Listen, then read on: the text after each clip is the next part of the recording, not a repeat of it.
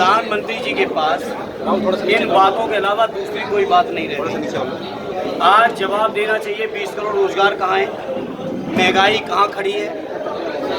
आज Swiss bank का पैसा आया कि नहीं आया, जो 2014 में बहुत लंबे लंबे भाषण दिए थे बीजेपी के लोगों ने।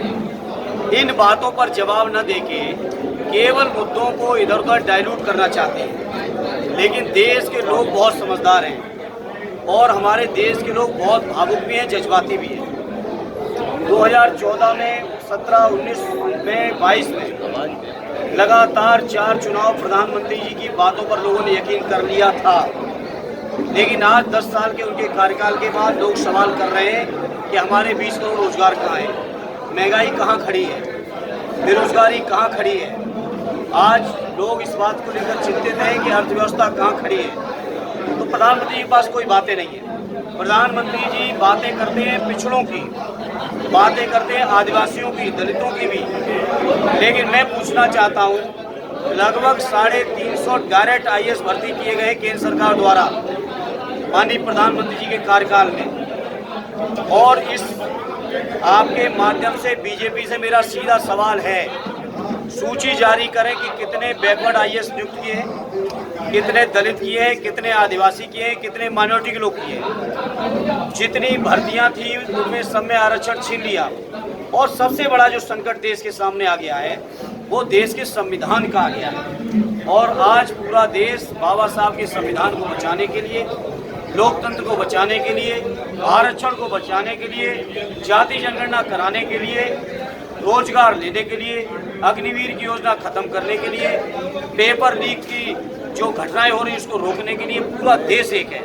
और अब बीजेपी के लोगों का कोई बहाना चलने वाला नहीं है। उनका कहना है कि OBC आरक्षण पे डाका डाला जा रहा है, SC ST आरक्षण पे भी तलवार लटक। मैंने कहा 350 डायरेक्ट IAS नियुक्त किए प्रधानमंत्री जी ने, केंद्र की सरकार ने JS लेवल के, जिनको 22 साल की सीनियरिटी दी गई है, उसकी सूची जारी करें और बताएं कितने बैकवर्ड, दलित, माइनॉरिटी, आदिवासी के उसमें भागीदारी है। भाषण देना, बयान देना अलग बात है, उसको जीवन कार्यशैली में नीचे उतारना, व्यवहार में उतारना अलग बात है। बीजेपी के लोग व्यवहार में दलित पिछड़े लोग विरोधी हैं, बाबा साहब विरोधी हैं, संविधान विरोधी हैं, लोकतंत्र विरोधी हैं। उन्होंने विरासत और संपत्ति बंटवारे को अर्नब और नक्सल से जोड़ा। देखिए, ये कोई चीज़ ऐसी है ही नहीं, न किसी की मैनिफेस्टो में है।